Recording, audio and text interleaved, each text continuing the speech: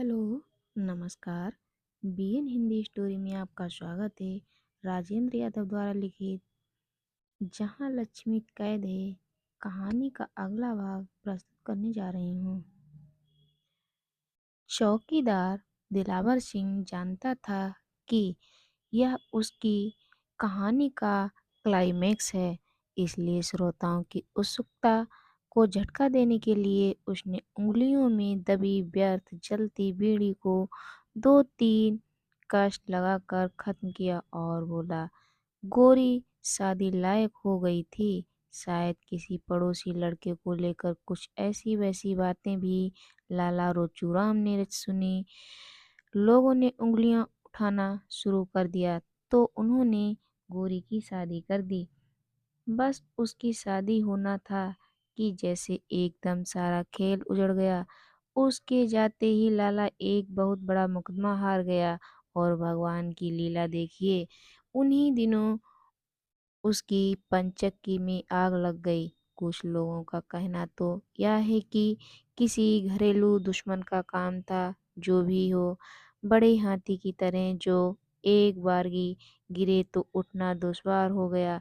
लोग रुपए दाब गए और उनका दिवाला निकल गया।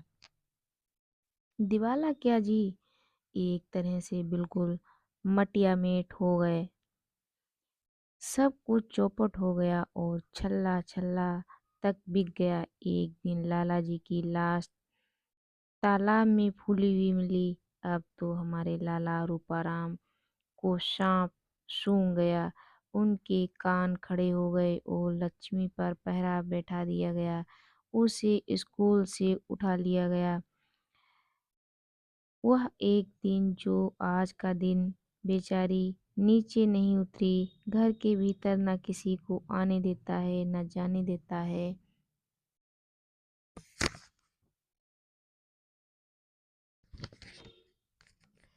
मास्टर रखकर पढ़ाने की बात पहले उठी थी, लेकिन जब सुना कि मास्टर लोग लड़कियों को बहका कर भगा ले जाते हैं तो वह विचार एकदम छोड़ दिया गया। लक्ष्मी खूब रोई पीटी, लेकिन इस राक्षस ने उसे भेजा ही नहीं। सुनते हैं लड़की देखने दिखाने लायक। बात काट कर मिस्त्री बोला, अरे देखने दिखाने लायक क्या, हमने खुद देखा है। जिधर से निकल जाती उधर बिजली सी कौन जाती। 100 में एक। उसकी बात का विरोध न करके अर्थात स्वीकार करके चौकीदार बोला, स्कूल में भी सुनते ही बड़ी तारीफ थी, लेकिन सबकी साले ने रेड कर दी। उसे यह विश्वास हो गया कि लड़की सचमुच लक्ष्मी है और जब यह दूसरे की हो जाएगी तो इसका भी एकदम सत्यानाश हो जाएगा। इसी डर से ना तो किसी को आने जाने देता है और ना उसकी शादी करता है। उसकी हर बात पर पुलिस के सिपाही की तरह नजर रखता है। उसकी हर बात मानता है, बुरी तरह उसकी इज्जत करता है, उसकी हर जिद पूरी करता है, लेकिन निकलने नहीं देता। लक्ष्मी 16 की हुई, 17 की हुई, 18 19 साल पर साल बीत गए। पहले तो वह सबसे बड़ी लड़ती थी, बड़ी चिड़चिड़ी और जिद्दी हो गई थी। कभी कभी सबको गाली देती और मार भी बैठती थी। फिर तो मालूम नहीं क्या हुआ कि घंटों रात रात भर पड़ी जोर जोर से रोती रहती। फिर धीरे धीरे उसे दौरा पड़ने लगा। अब क्या उम्र है, गोविंद ने बीच में पूछा। उसकी ठीक उम्र तो किसी को भी पता नहीं, लेकिन अंदाज से 25-26 से कम क्या होगी। घड़ा से ऊंट टेढ़े करके चौकीदार ने अपनी बात जारी रखी। दौरा ना पड़े तो बेचारी जवान लड़की क्या करे। उधर पिछले 5-6 साल से तो यह हाल है कि दौरे में घंटे 2 घंटे वह बिल्कुल पागल हो जाती है। उछलती कूदती है, बुरी बुरी गालियां देती है, बेमतलब रोती हंसती है, चीजें उठा उठा कर इधर उधर फेंकती है।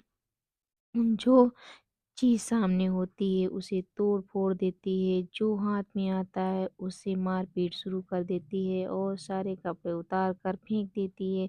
बिल्कुल नंगी हो जाती है और जांघें पीट पीट कर बाप से कहती है, ले तूने मुझे अपने लिए रखा है, मुझे खा, मुझे चबा, मुझे भोग।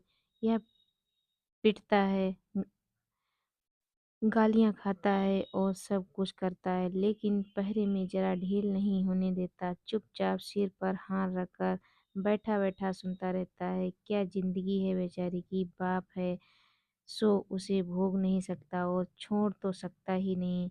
मेरी तो उम्र नहीं रही, वरना कभी मन होता ले जाऊं भगाकर, जो होगा सो देखा जाएगा।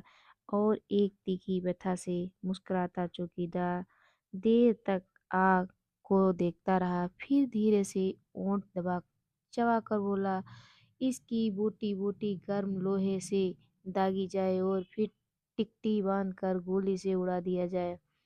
गोविंद का भी दिल भारी हो गया था। उसने देखा बुढ़े चौकीदार की गीली आंखों में सामने की भरोसी की धुंधली आग की परछाई झलमला उठ रही है।